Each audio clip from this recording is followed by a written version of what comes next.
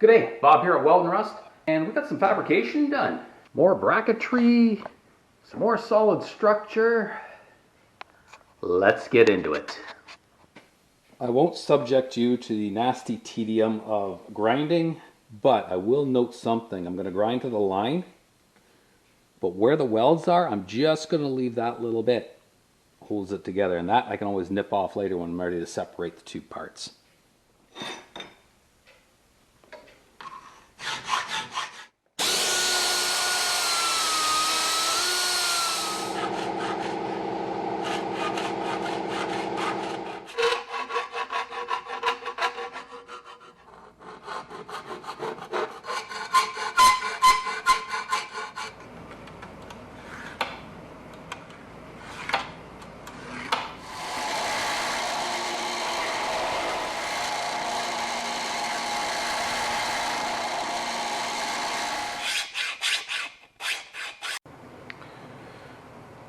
So our next little plan, now we got these things made, is to form them.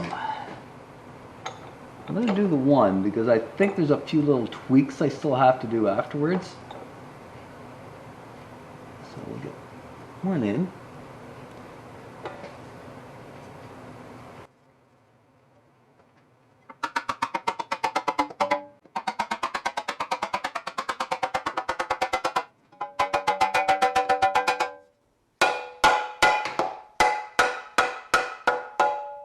Lovely.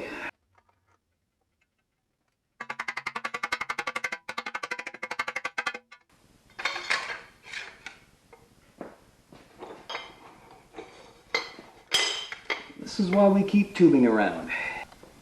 Thing to remember, this is not 2 inches straight across, it's 2 and 2 1/4. So this little guy has to come up like that. And so does the other guy should as well. That's going to be the bit of the challenge. Try to hold everything together when we clamp it together.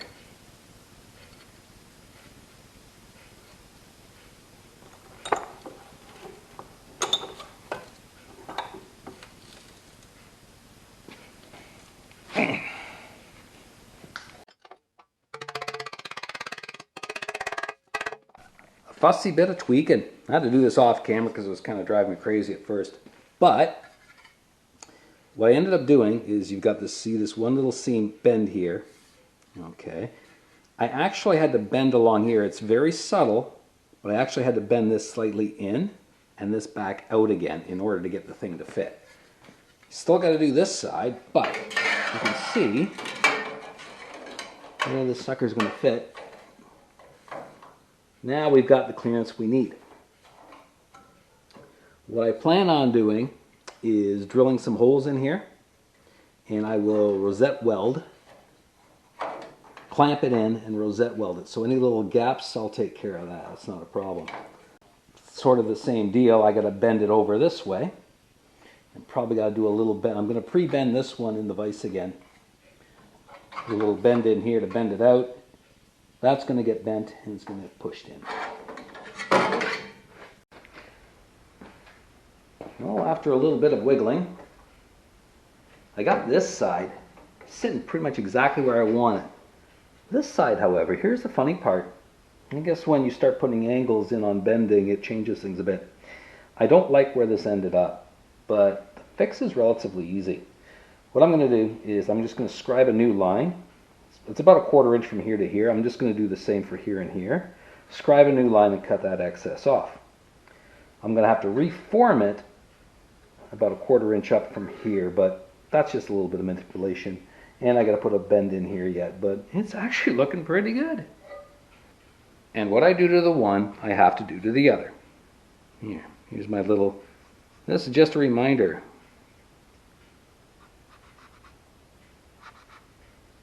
One-1/4 off. There, that reminds me to do that. Okay, well, here's that second piece, and it fits reasonably well. A little bit of tweaking here and there, but I'm quite happy. Now, lesson learned is now that I knew what I had to bend and where I had to bend it, I could actually pre-form this bend and this bend before I did the other ones. Makes it a much nicer, makes for a nicer job. And yep, it turned out pretty good. A few little tooling marks I'm gonna have to deal with. Minor details. Yep, looks good. Next fun bit, I gotta cut this out because I can't weld this piece in behind it. I want to use rosette weld. It's kind of hard to do with this in here, so that's all gotta get cut away.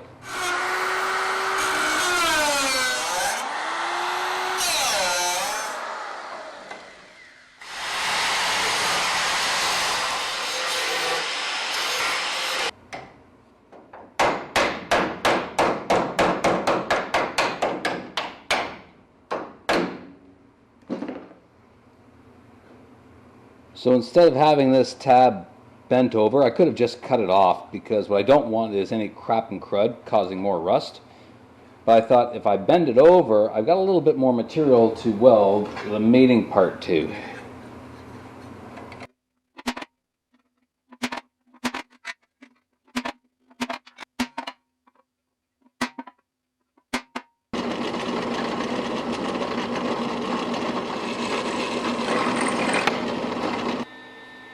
So here's a bit of the tricky bit.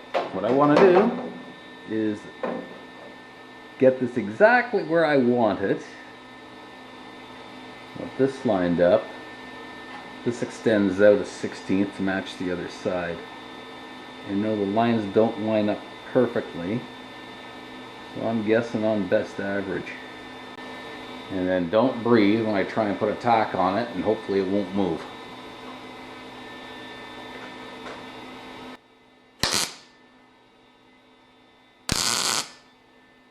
Alright, so here's our bit of a challenge. What I've noticed is I took a measurement from this edge to this edge, made it the same here, from here to here. It's 5/8. The opposite side is 9/16, so there's a 16th difference. And that's my little wedge I stuck in there to set it. But what I'm looking for is symmetry. I want those two lines parallel. So, I've got pretty much what I want this way, but the one thing I need to check, and I'm going to see if I can get the camera to work. It might work better from the other side with the lighting. Let's take it around the chop. Okay. So I'm going to try and do something here. I'm trying to let you imagine where my eyes are, is what I'm trying to do. Alright, get a little closer. Is what I'm looking for is that rail and that rail are parallel. And the only thing I got is my little micrometer to basically literally eyeball down it to make sure that they are parallel. And it's really hard to discern any difference. So I think that's what we're going with. This is actually a kind of critical thing because everything is built off of this, all measurements and everything else, this is one thing I want to get right.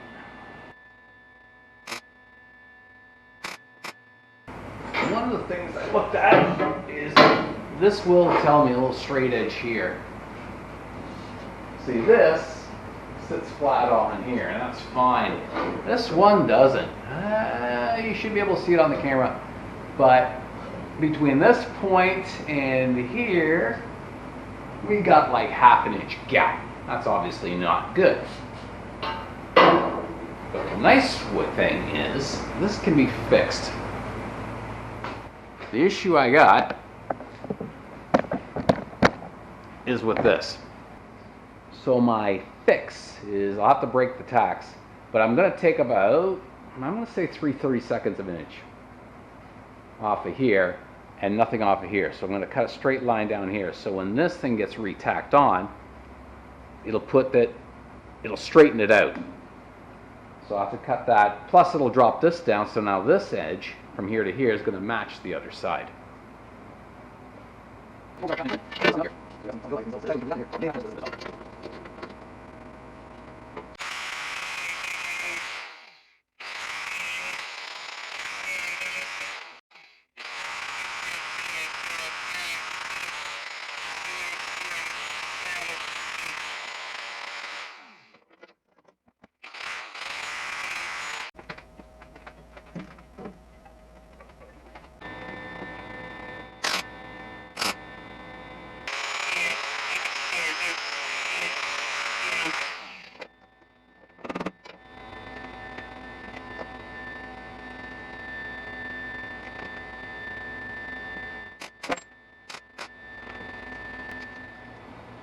In spite of the name of this channel, I really don't like rust.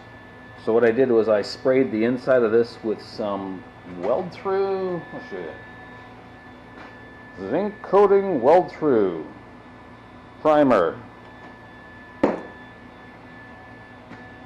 Next fun bit is I gotta mount this onto here and do the same with the other side.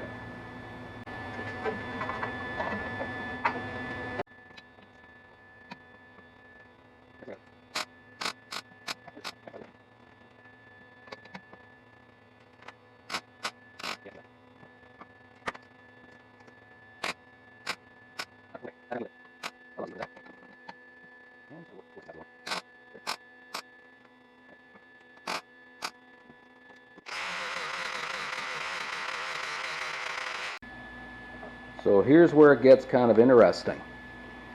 I've got the clamp on here to hold it in. This clamp is on here on a weird angle. What I'm trying to do is pry the part up against the tube. Hence this clamp holding it. What I'm going to try and do is I'll get a spot weld in here. I'm not going to make it perfect.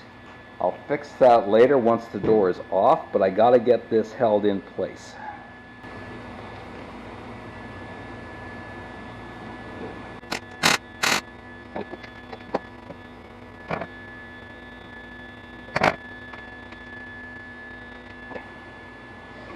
Just double checking, I want to make sure that this line is parallel with this line.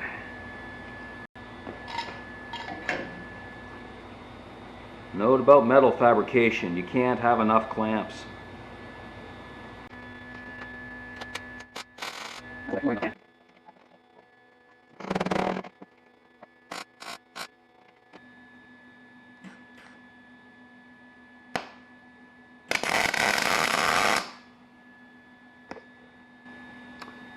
Okay, there you go.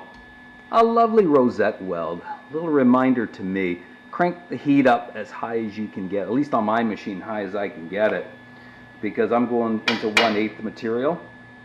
Now obviously if this material was thinner, it wouldn't need to be so high. But in order to get a good rosette, higher heat than you think you need. One of the important aspects of when I was building these frames is that they were identical. And the reason is, well, you carpenter guys are going to appreciate this a little bit. What I got to check for is squareness. And the way we do it, it's pretty simple. Tape measure on the opposite corners and make sure they're the same. I expect variation. In this case, what do we got? 68, 69 to 30 seconds.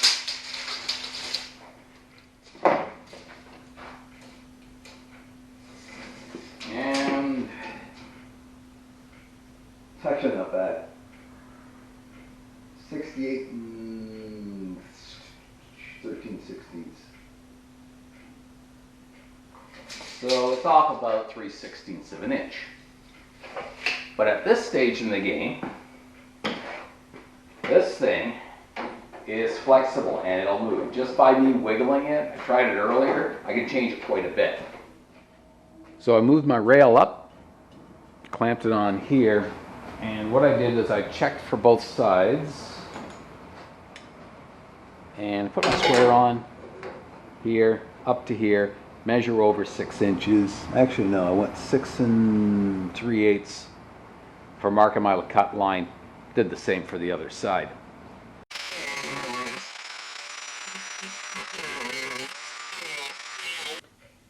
So the next bit of FUD is I found some more 1x2 and it turned out to be just about the right length. But what I need to do is basically trim it, but accurately. I could use a chop saw for it, but I find the chop saw is really more difficult to get it exactly where I want it. So I'm going to use a cutoff wheel to cut these, and then I'm going to trim them so they're exactly the same length. Now these are at 22.5 degrees, and I'm going to make the other one 22.5. So this will fit up like that and be at 45 degrees. And the other rail that goes across will do the same thing too. Now the kick up here is going to be about 3.5 inches. And this way it allows me to channel the body over the chassis a little bit. At least that's the plan anyways. Okay, here we go. After a little bit of belt sanding, 2 identical pieces. For the next bit of fun, we laid out a line, 5/16 in. We're just going to cut this off and do the same for the other side. I don't know if you remember me mentioning in the other video, but when I was doing these, I didn't think it really needed a weld prep because there's quite a bit of material in here. This section has to be strong, okay, because there's going to be a lot of force on here. So I am going to put a weld prep on this one, and I'll do the same for the other side. Pieces in, clamped up. It may have to move around a little bit, so I'm just going to put in a couple of tacks. I'll put 1 in the center here, and 2 in the corner there. So if I do have to break one to tweak one, break it to tweak it, we'll see.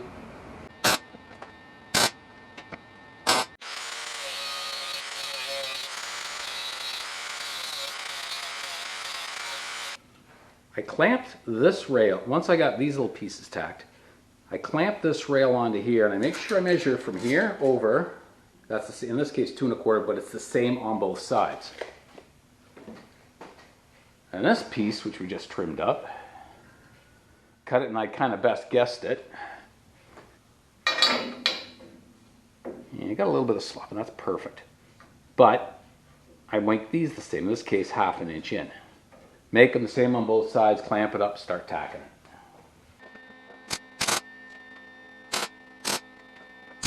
You know, I really don't want these tacks breaking in the process of moving this thing around. So I'm going to weld it solid on 3 sides. It's a bit of a pain welding upside down with MIG. So I'll just, once I flip the cab down, I'll worry about the welds then. But at least with 3 welds on it, it'll be plenty strong enough for what I got to do next.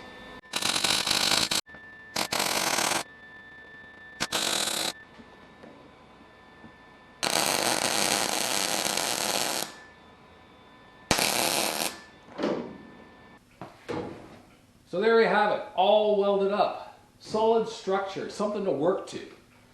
Anyways, grinding, I've had enough for that for this day. I'll do that another day. Thanks again for watching. Bye for now.